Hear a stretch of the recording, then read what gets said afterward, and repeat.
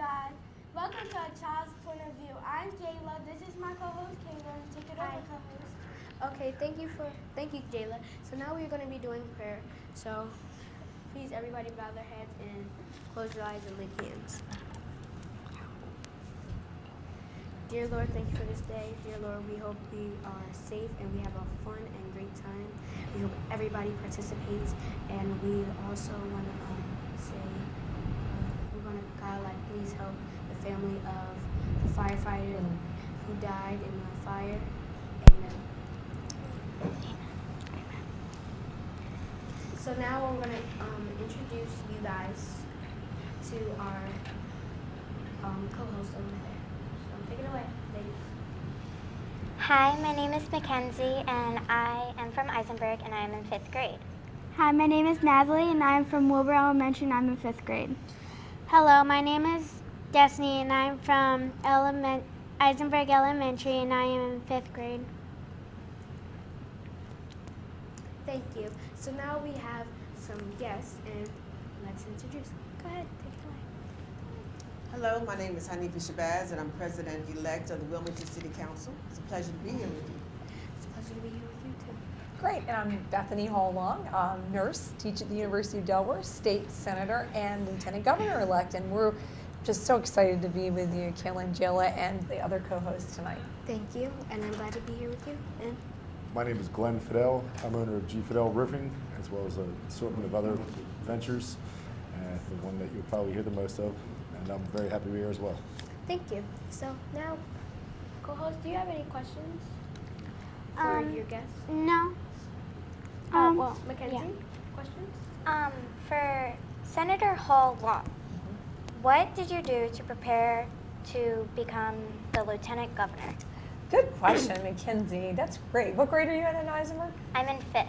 Wonderful. For you and folks in the viewing audience, those of us who decide to go into service, like Councilwoman-elect Hanifa Shabazz, or any of us at the different levels when I've been a senator and first a House member, you know, you have to kind of be ready to take care of others. And having been a nurse, I was very used to taking care of individuals, and what led me to become lieutenant governor. Anyone who runs for office knows that there are some strategic things that you need in place. You need to obviously make sure you have it in your stomach.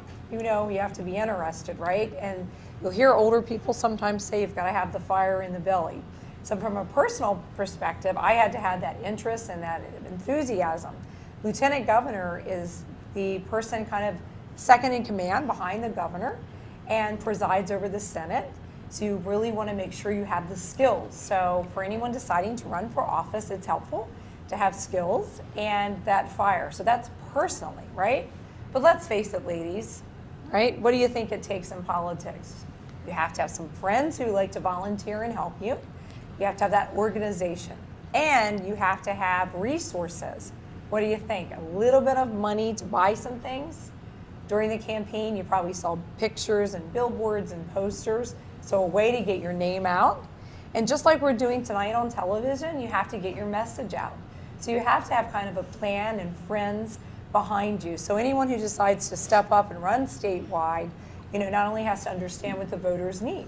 So I was lucky enough to get to talk to many of your friends, your family, go door to door like Miss Hanifa, and we hear what people want. And so we write down and we get messages and we find out what we need. So we articulate that and go back. So I could talk a little longer, but I know our time's limited. So I hope that answers a little bit, but I'd be happy to tell you a little bit more as it goes along. But the final thing I will say is, for me, the reason to shift lanes and to go from an elected legislator to executive branch, those who are taking the social studies, right? 3 branches of government. I decided to shift those lanes because I felt like I could do a little more in the policy side on healthcare, economics, things that families are struggling with mental health and some drug issues, cancer, and making sure that your parents and grandparents and folks have good paying jobs. So those were things that incentivized me. Thank you. Yep. Thank you. I have a question for Councilwoman Shabazz. As a businesswoman, what made you decide to move into politics? Well, I understand that as a business person, there are things that small businesses like myself might need. And so I knew that in order to make sure that the small business voice was heard, that I would get inside of politics on the other side and be able to make changes and be able to speak on behalf of the small business person as a legislator. So also one who was always very active in the community and wanted to make changes for my children and the children in my neighborhood and the city as a whole. I knew that the only way that I could do so was not to stay outside of City Hall, but to go inside of City Hall and become one who could help make policies and laws that would make a great environment for everyone to live, work, and play. Thank you. Thank you. I have one for Mr. Fidel. How do you manage all of the different businesses that you own? That's a great question. I think the best way to explain how I manage it is to keep an accurate dashboard of everything that goes on. So everything's under control, not letting anything slip away. And most importantly is hiring the right people. So finding people that are basically more competent than yourself, loyal, honest, and hardworking. If you can be a good judge of character and find those kind of people and have them believe in what you're doing, put passion into the cause that you're going for, whether it be politics, whether it be for profit, not for profit, whatever. I think that is a recipe for a successful business that you can keep a close eye on. Thank you. Thank you. I have a question for Senator Hall Long, and my question is, how do you plan on making Delaware more healthy? Wow, there's a lot we can do together to make it healthy. And I mean, you have ideas too, and it's interesting you said it. When you talk about health, it's a lot, right? And it can involve children your age, all the way to your grandparents and great-grandparents, right? And so we have to kind of think all along that whole kind of spectrum, right? We have to think about what we can do for children to make sure that at school you like your lunches, right? And that you enjoy to take exercise and be active, because if we can prevent problems, that's one thing. So as a nurse and lieutenant governor, I put out a plan, and I had a chance recently to talk to some of your families and the church members and the community about this plan, and it's getting people out in the community. Hanifa Shabazz and I are talking about some of the issues with crime and safety in our city, because that's part of health. Violence is a public health issue, and that's why we're here tonight, right? Stop the violence, right? Prayer Link, and one of the main things with public health that I would like to do is work with others in the city, your families, the ministers in the community, and business owners to really think about how we can, at the doorstep, get people to be healthy and also be safe. So we're looking at issues about safety. And it can be as easy as having community workers. It can be working on things that many of you've probably heard from your classmates. Maybe a few of them even have diabetes at a young age. High blood sugar. You hear about your grandmom, grandpop, right, that might have high blood pressure. So we're trying to get people medicine, trying to get them treatment early, and trying to make sure they have good care. So making sure they can go to the hospital, that they can go to a nurse practitioner or a doctor. And I would hope that some of you ladies and the viewing audience, when you grow up, you might go into the health field. You might consider becoming a nurse or a physical therapist or a social worker. And so that is part of our plan. So working with the elected state and county officials and city officials, and also having a clear plan with our next governor, who, by the way, really likes to keep people healthy. So I'm really excited to have that chance. And for 14 years, I had a chance to do that in the Senate, and now I'm excited to have the opportunity. And so if you all have good ideas, my phone is open right over here. What you all think and what you think we might do to make you healthier. Thank you. Thank you. I have a question for Councilwoman Shabazz. How does it feel to become the first ever woman city council president? Well, if I could do cartwheels, I would. Demonstration. It's truly an honor to be able to break the glass ceiling, to be the first woman president of City Council, to be able to be an example for young ladies like yourself to know that you can accomplish anything that you put your mind to, that you don't let anything stop you from reaching that goal. It's really, really, I know they have a example to demonstrate to individuals that how I, as a woman, will govern the city council. And I'm looking forward to, working collectively with other elected officials, my community, young people as yourself, to tell me what the things that are pertinent to you, that we can make the kind of policies to make Wilmington continue to move forward and be a great city. I'm really ecstatic. I'm trying to stay still in my seat, and I haven't really sunk in yet, but I think the first time that I sit up in that big chair with my gavel, then that's when it'll hit me that I am really the first woman to sit in this seat and to govern the city of Wilmington City Council. It's amazing. Thank you. So I was gonna say, remember before, so you said to give you a call, and I was just saying maybe kids should have like voting privilege as well as adults. Just saying we should have voting privilege also, because not just you guys suffer from what's happening in the world. It's us too, and we are your future. I'm not saying that you have to. I'm just saying like maybe we should vote maybe fourth and up or whatever. Should count a lot, and maybe like We've got our first female president. Yes, down really. maybe We just have. maybe like little inch about it, but like fourth and up, we should have privilege to actually work together, because a lot of elders cannot do a lot of things, and they need their children to help, and without us, Well, if I can say that I established the Wilmington Youth Leadership Commission in the office of the mayor.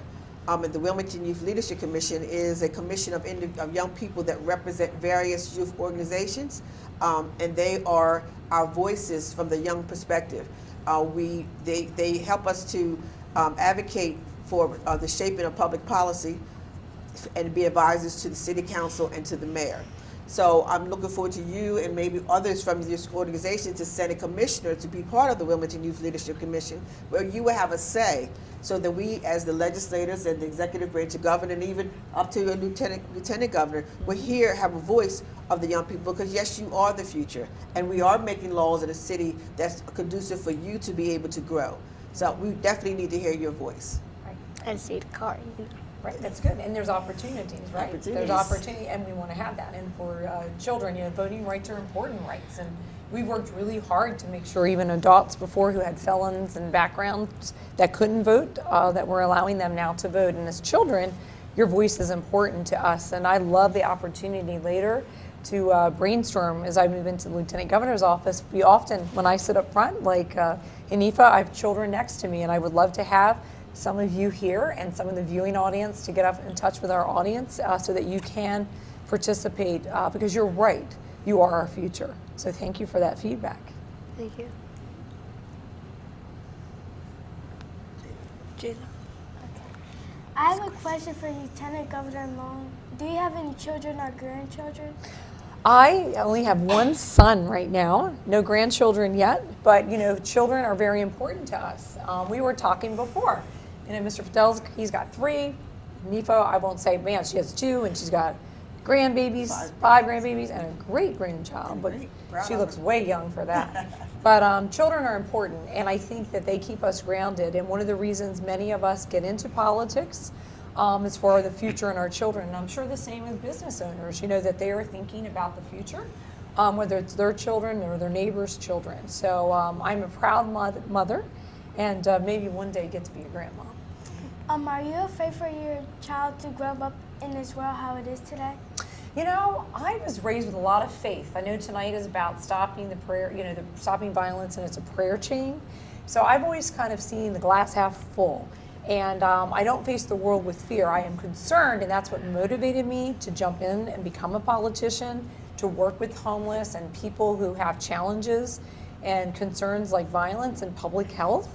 But I'm really convinced that the right people, not just elected people, but community members, business owners get together, that we have a safe world ahead of us, and that we can protect and have clean water, clean air, in a community where you can go to your playground and not worry about being hurt. Mm-hmm.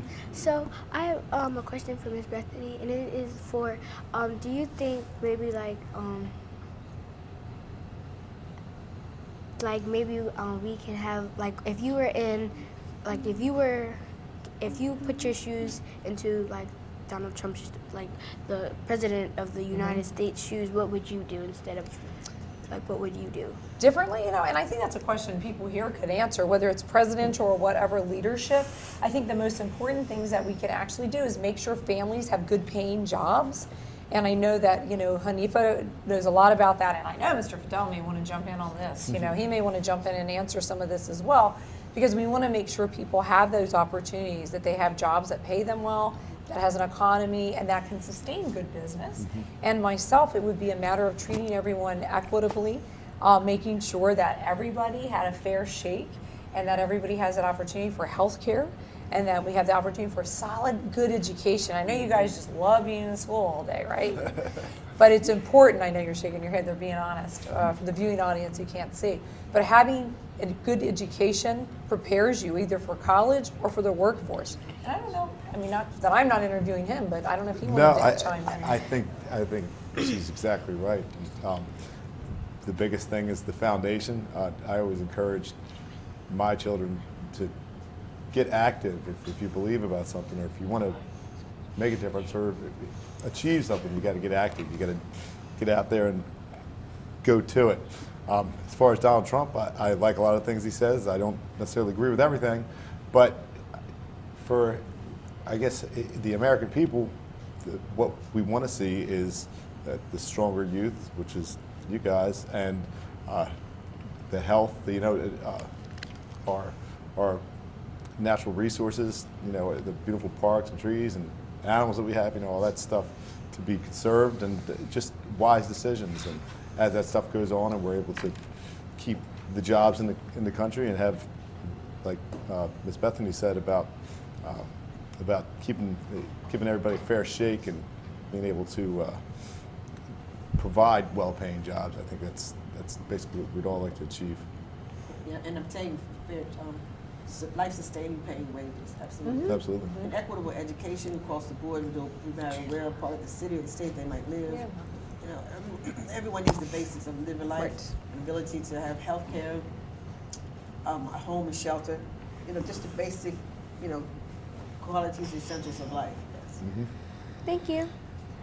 Okay, ladies, go ahead.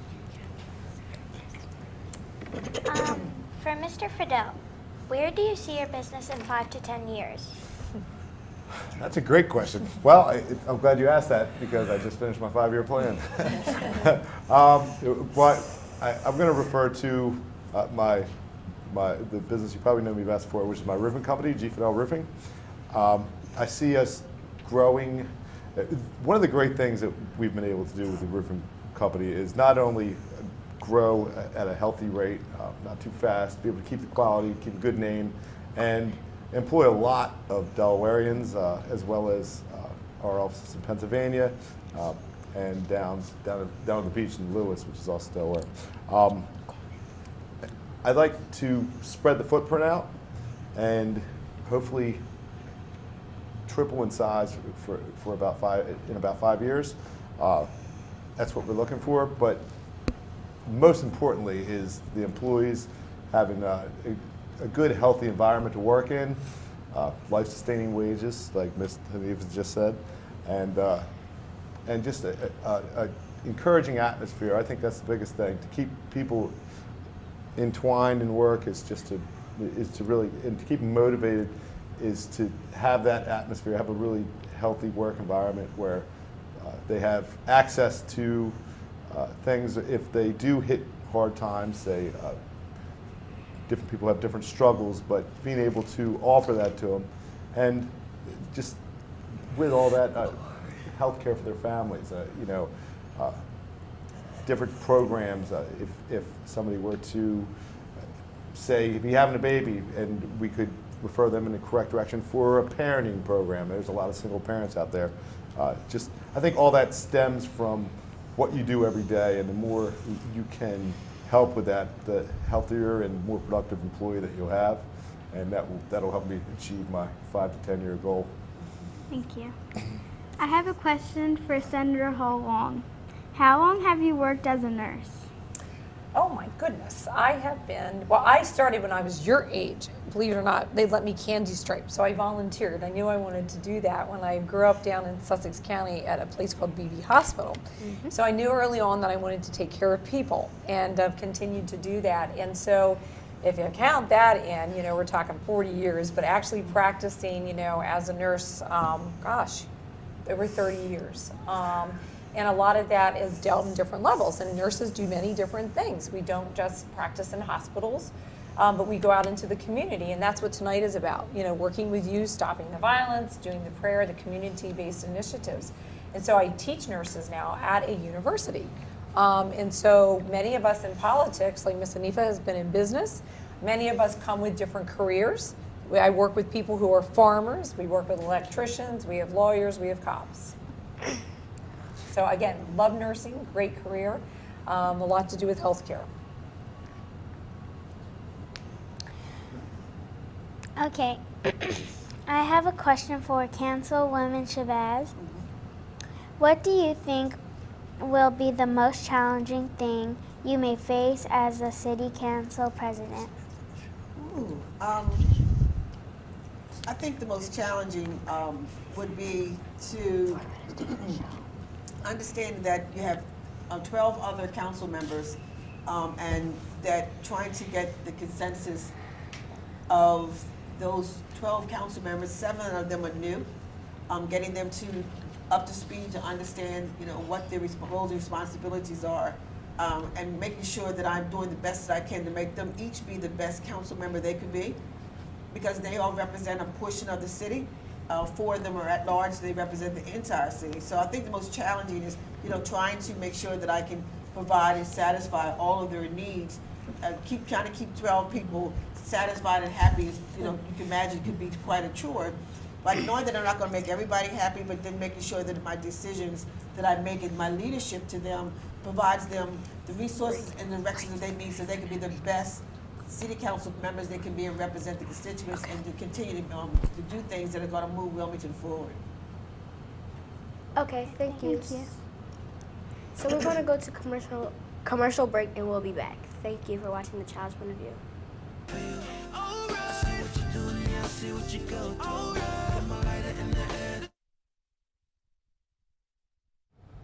Welcome back to A Child's Point of View. I have a question for Mr. Fidel. What do you think about the children of the world? Well, I love the children of the world. I think it's a really promising generation we have coming up below us. I have 3 children myself, 14, 8, and 7 years old, and I really like to see the growth and opportunities that are given them.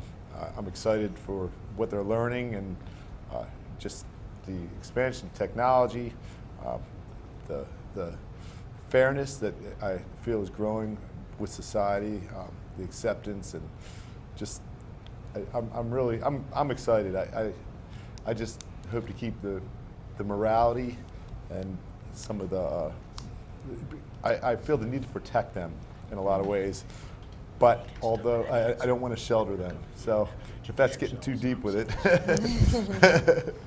I think I'm very excited about it, and I'm looking forward to seeing how we can keep progressing as a society. I also have a question for President-elect. Do you know about Stop the Violence Prayer Chain Foundation? I do. Do you like what we do? Oh, I love what you do, and I'm a great supporter of what you do. I think the things that Minister Guy and all the other volunteers of the prayer chain offer for young people is just astounding. In fact, I could see having more facilities like the one that you have throughout the city, because it's a great need. In fact, there's many times that I've referred to your program as an example of what we need in various pockets of our community, safe havens for where our children can go and play, where we have children where have working parents, they can come and they get their homework done, they learn different things about life skills. She takes them on trips and exposes them to all different types of things, and that's what our children need, and that's what we call the village. The village supporting our communities with the economic conditions that we have right now, parents are working 2 or 3 jobs, and some children are what we call latchkey kids. But having a place like the Stop the Violence Parent Chain facility that you have there on Spruce Street, yes. Church Street, right? They moved to Church Street. To Church Street, you know, the children and parents feel comfortable to know that their children are safe, that they're going to get some good food, that there's someone there that's going to care for them, that their homework's going to get done, and that they're going to be able to have constructive recreation. So yes, I know a lot about Stop the Violence Parent Chain, and like I said, I'm a very strong advocate and supporter of it. So I have a question for Ms. Bethany. Do you know what we do, and do you know how we do you know what we do, and do you like what we're doing, and like how we are doing things, and we are traveling places? You know, I know parts of what you do through Pastor Guy and the other community members, but I think for the viewing audience, maybe if they haven't tuned in every week, it'd be good for you all to reiterate from what I see. You know, you're learning about life and growing up and how to treat each one another with respect and relevance, and do things in a manner safely. And I love the outreach efforts, and I know I appreciate the work that is offered to make everybody who comes there feel welcome and not feel different, and that we have the opportunity to take care of people. I know you all do a lot of volunteer projects and do different work in the community, and I think that's great. But you know, I'm all ears if you want to tell me a little more about what you're doing, and maybe I've missed something. Do you guys think more children should come to Stop the Violence Parent Chain and get like do more things in church and go to church more, or should they not go to church more? Like just play outside in the streets, something like that. Like should people come more children, and parents let their children come to church and Stop the Violence Parent Chain? Well, I think, like I said, that, you know, I wish that we could have more facilities like Stop the Violence Parent Chain throughout the city. There are many neighborhoods that I know that, you know, they're not safe havens such as that children would have an opportunity to go to,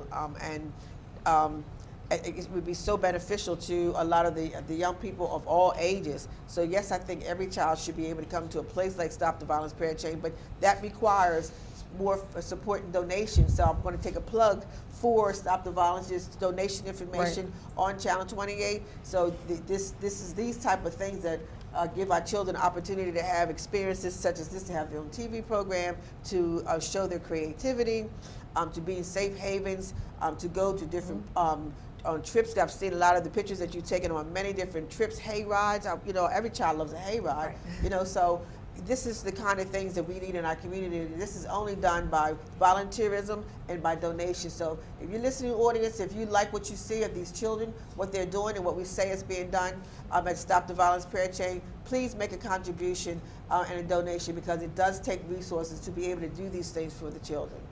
Okay. Good.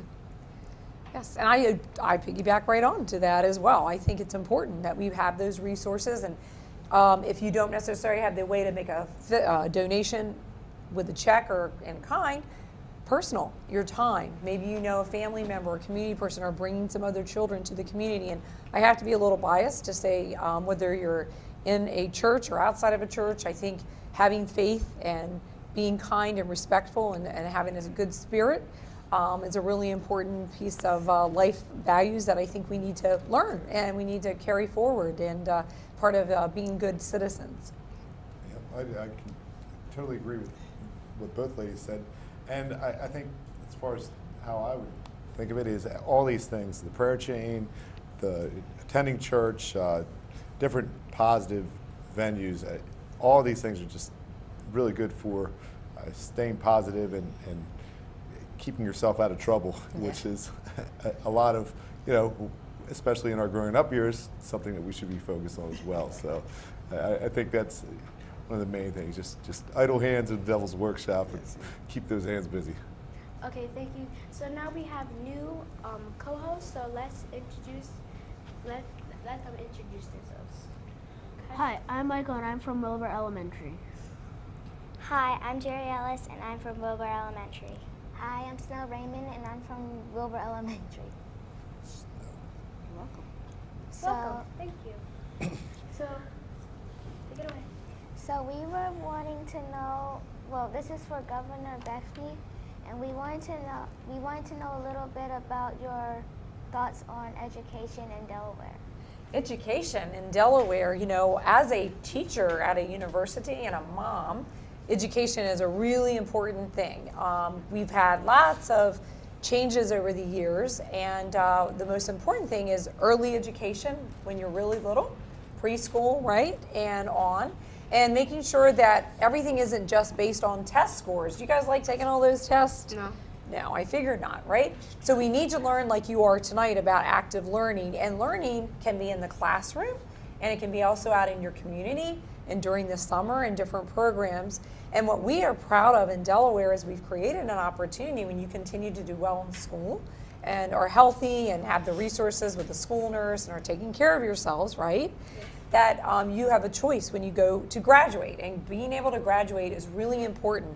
And it's important, I know, to our President Council-elect, Mr. Shabash, in the city, that children in the city who are in different zip codes have the same equal education opportunity as children in the suburbs and around.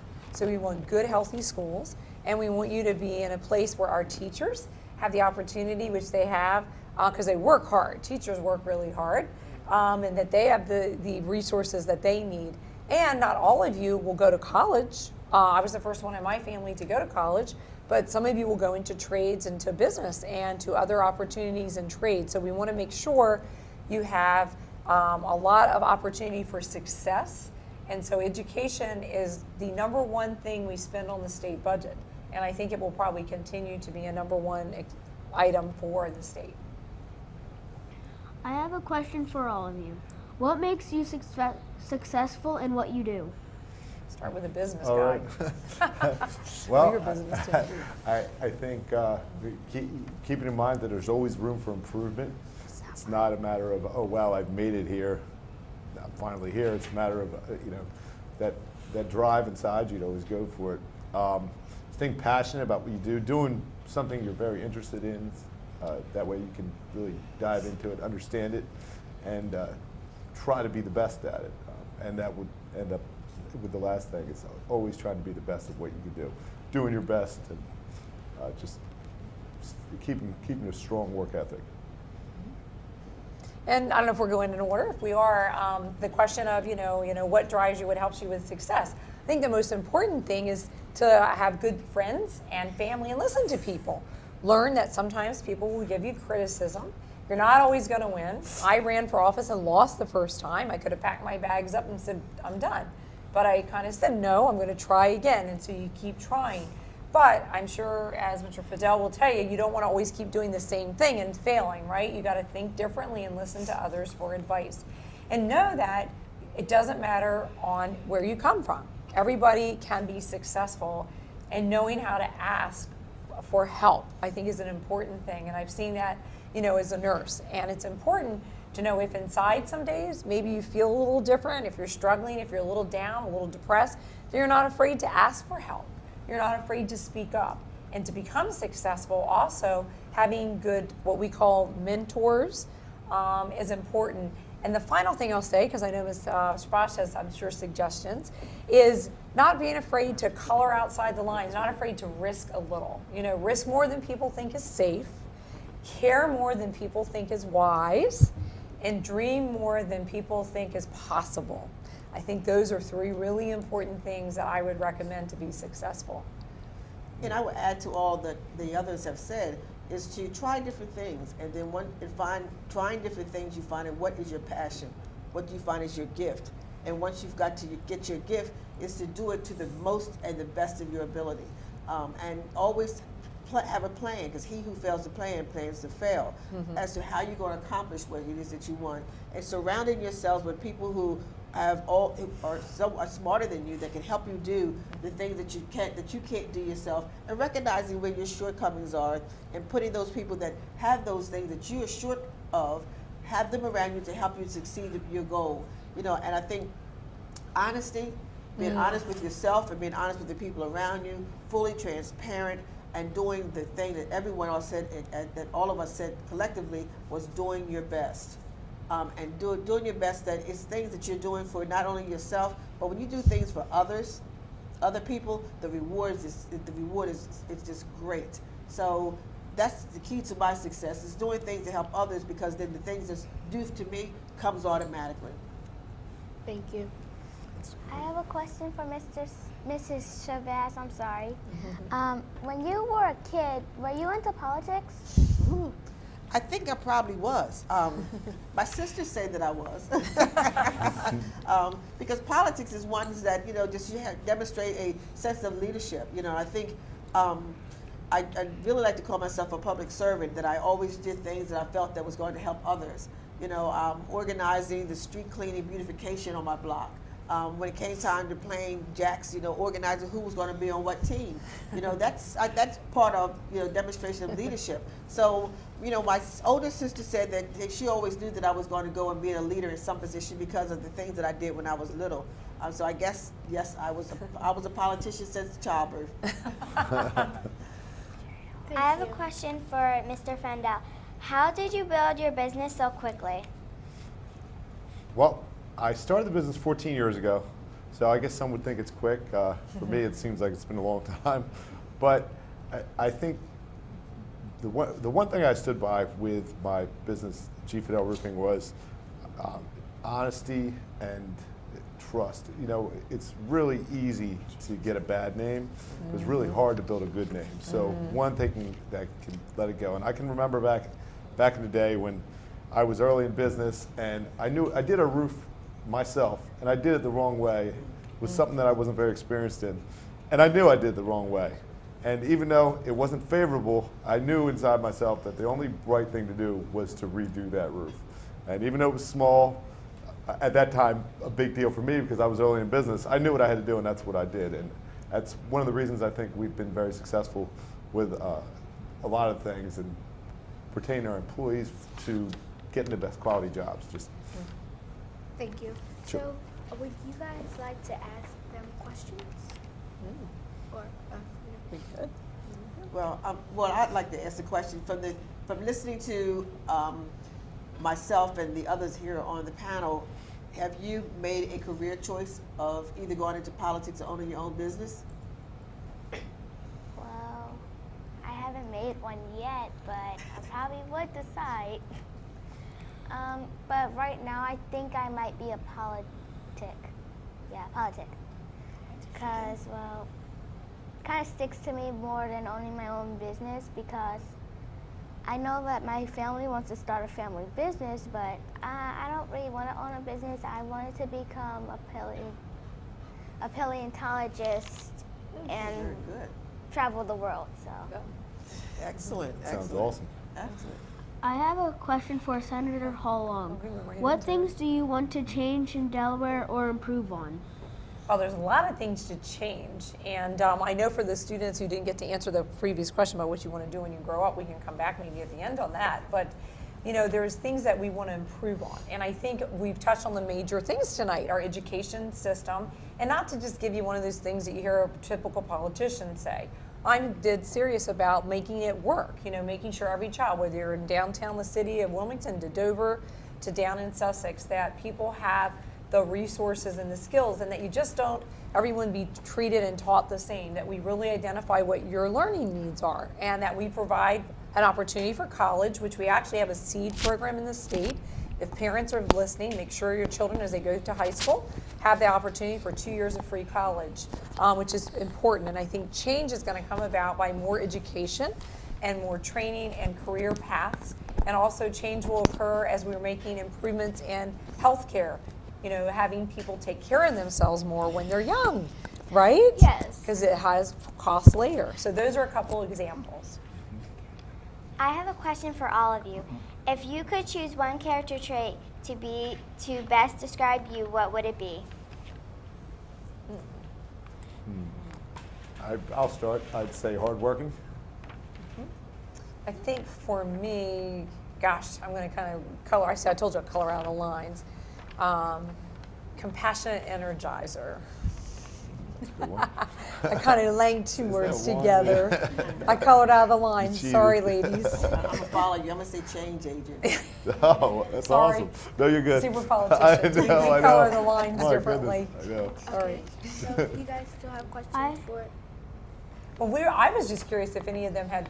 The question I was going to get back was to hear the rest of you, if you knew what Ms. Sabash had asked you about what you think you might do when you grow up, or if you like the idea of business or politics, either one. Actually, since I was really little, I actually wanted to be a teacher because I like spending time with kids and I want to inspire others to teach others and help others. Awesome. That's amazing. Do you know? When I grow older, I always wanted to be a teacher too. Awesome. That's great. We need Very good. teachers. We need that. Compassionate How about you, teachers. ladies? So I have a lot of things. I'm just going to mention. I wanted to be actually a teacher because I like to work with children, and I also want to make them feel good. So I really want to be like a health teacher to make them feel better and let them express themselves and how they feel and what they actually want, and also an artist. Oh, wow. Artist. Yeah. When I grow up, I want to be a scientist because I like doing new experiments and observing things. Wow. Excellent. You look like a scientist. Yes. Good Yeah. job. Chase that dream for sure. Okay. We'll be working together in the same school. Well, I have a question for Mr. Vidal. Do you get people jobs in your company that have problems with the police? Yes, we do. We support a pretty good-sized reentry program. So that's one of the big things. We have a lot of. I have people that have had different issues in the past. We actually offer some services in-house, and I'm lucky enough to have my director of operations, a former pastor who went into the private sector because he just kept having so many kids. He also has he has 5 children, but he manages somewhat of a counseling service in-house. It ties into our leadership program, but it's pretty amazing, and there's nothing better than to see somebody that's turned their life around and actually turn it into something good.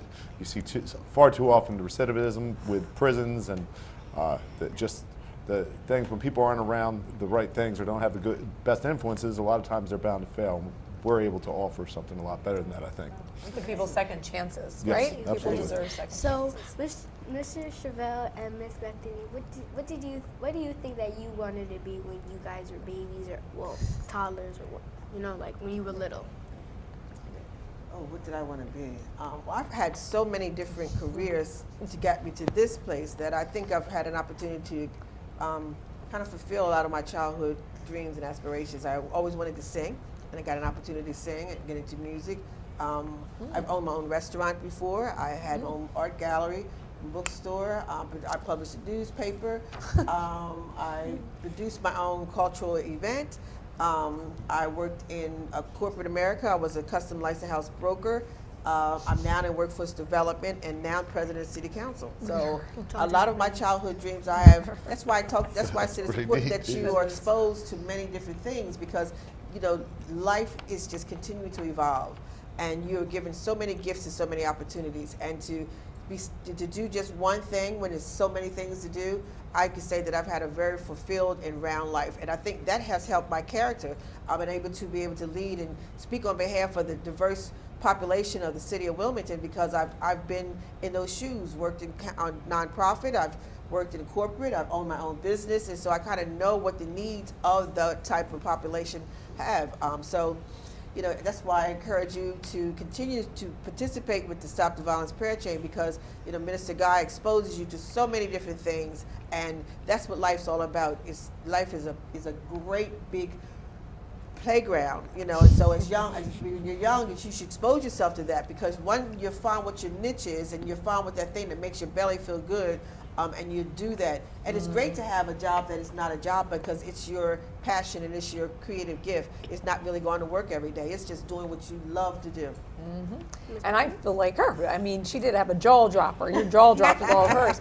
But we truly, not everybody can do everything that she's done, but it is loving what you do. And so I go every day and teach nurses. So I get to teach what I love. And I knew ever since I was little, I wanted to take care of people. And I got accepted to medical school, changed my mind, went a different pathway. I had for a while wanted to fly a plane and do all these things. I did. So women have different choices, but I always knew in my heart that I would be taking care of folks. But again, today's world that you live in, it is like a playground. You do have many opportunities. And for young women who happen to be listening here today, it's not just limiting yourself to certain roles, that you can think out of the box and do different things. Yeah, well said. Okay. You? I would say I like to experience a lot of things as well. Like they said, the world's your playground. It's important to really to explore all your options and get as much into what the world has to offer. Like she said with the paleontologist, Snow said, to travel the world, to experience new things, and just be a flight attendant or go on to be an archaeologist or study monkeys in Africa. Just get out there and see the world. I have a question for Lieutenant Governor Long. In your job, how does it allow you to help children? Lots of different ways it helps. And you know what, I'll be a little succinct because I know we're going to go to break time here in a minute. I'm getting my cue. But for us, children, most importantly, we want to make sure you come in the world safely. And I'm a obstetrics nurse, a baby nurse in labor and delivery when I was in the hospital. We want you to start out healthy. So we want your moms to be healthy. That's number one. And number two is making sure that as children you have food, good schools, clothing, your physical needs are met, your emotional needs. So we really truly want to make sure that as a lieutenant governor, we take care of you in the community, we take care of you in the home, and have those resources for you. Thank you. All right. Okay, guys, go ahead. I have a question for Hafina Shabazz. In your opinion, what makes a good Wilmington City Council president? One who listens to the city council members that they preside over, who is familiar with the rules and regulations currently of the government, and who is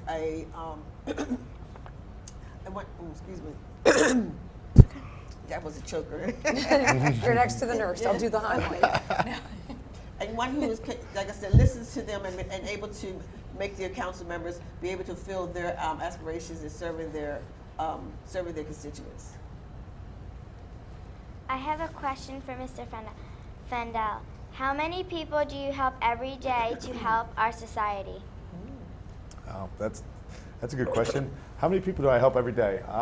Well, I guess you could say by employing them is somewhat of a help. So through all my businesses, I have over 200 employees. And there's some other stuff I am involved with different charities and stuff like that. So I don't know. Hopefully it's far more than that. It seems like far less. These are